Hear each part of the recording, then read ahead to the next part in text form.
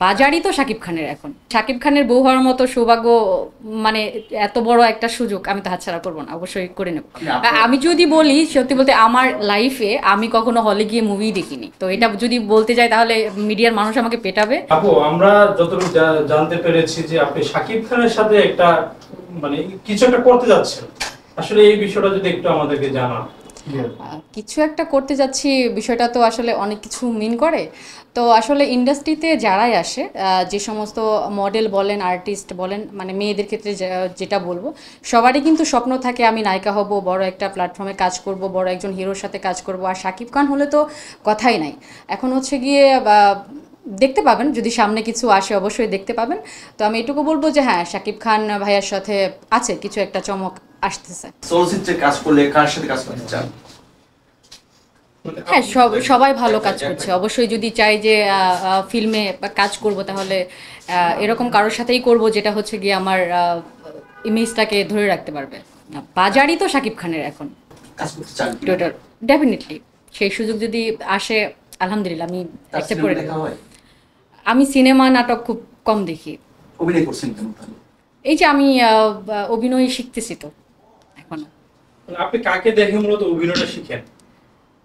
আমি স্পেসিফিক কাউকে ফলো করি না। এই যে শাকিব খানের যে কোরবানির ঈদে যে সিনেমা আসবে তুফান, এটা টিজার কিছুদিন আগে মুক্তি পেল, দেখা হয়েছে কিনা? না, আমি দেখিনি। আমি যদি বলি সত্যি বলতে আমার লাইফে আমি কখনো হলে গিয়ে মুভি দেখিনি, তো এটা যদি বলতে যাই তাহলে মিডিয়ার মানুষ আমাকে পেটাবে যে আমি কি করতেছি মিডিয়াতে। আপনি মিডিয়াতে কাজ করেন, মিডিয়া হলে গিয়ে সিনেমা দেখেন না, কারণ কি আসলে ভালো সিনেমা হয় না?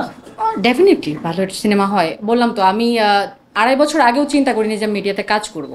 তো এখন যেভাবেই আসছি, এখন সবার ভালোবাসা এবং নিজের ভালো লাগা তৈরি হয়ে গেছে। তো সেখানে শিখতেছি, এখনো পর্যন্ত শিখতেছি। শেখার জায়গা থিয়েটার, অভিনয় করে শেখে না, আগে শিখে আসতে হয়। থিয়েটার এটা আমি জানি না, আমি থিয়েটারে যাইনি কখনো, বলতে পারবো না। যেমন আমি হচ্ছে গিয়ে ল স্টুডেন্ট, তো আপনি যদি বলি যে আমি ল পড়েছি 4 বছর, আমি মাস্টার্স করেছি 1 বছর, 5 বছর এখানে সময় দিয়েছি, কিন্তু আমরা যদি কোর্টে না যাই, প্র্যাকটিস না করি, তাহলে কিন্তু সেটা ফুলফিল কখনোই হয় না। প্র্যাকটিস ছাড়া কখনো আমরা ল অ্যাপ্লাই করতে পারবো না। সো আমি যদি অ্যাক্টিং না করি, আমার মনে হয় না কোনো বই খাতা কলম কোনো বিদ্যালয় আমাকে অভিনয়টা শেখাতে পারবে, যদি আমি সেটা না করি, অ্যাপ্লাই না করি। তো আমার মনে হয় যে কাজ করাইটাই হচ্ছে সব থেকে ভালো মাধ্যম আমাকে কাজ শেখার জন্য, অভিনয়টা শেখার জন্য। এই জন্য আমি কাজ করতেছি।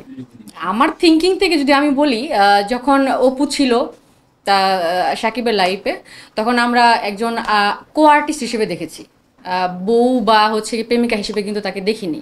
যখন আমি যতটুকু জানি, তো সেই দিক থেকে বুবলি যখন আসছে, তখন কিন্তু বুবলি আই থিঙ্ক জানতো না যে অপুকে। ও হয়তো কো আর্টিস্ট হিসেবে জানে, কারণ ওদের সম্পর্কটা হাইট ছিল। ওরা হচ্ছে গিয়ে মিডিয়াতে ওটা নিয়ে আসছে কখন, যখন হচ্ছে গিয়ে আপনার বুবলি হয়তো একটু হাইটে আসছে আপনার সাকিবের সাথে, বা ক্লোজে আসছে তখন। তো এদিক থেকে যে এখন যে দ্বন্দ্বটা করতেছে, আবার বুবলির সাথেও যে সম্পর্কটা বা এই যে বাচ্চা, এটাও কিন্তু হাইট ছিল।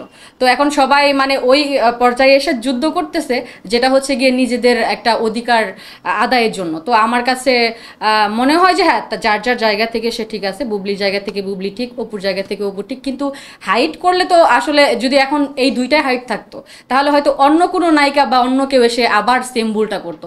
তো হাইট কেন, সম্পর্কে হাইট কেন? যে অধিকারটাই আমি চাই, ভালোবাসায় যেখানে থাকে সেখানে হাইট থাকার তো কিছু নাই। তো এখন আমার জায়গা থেকে দুজনেই ঠিক আছে। শাকিব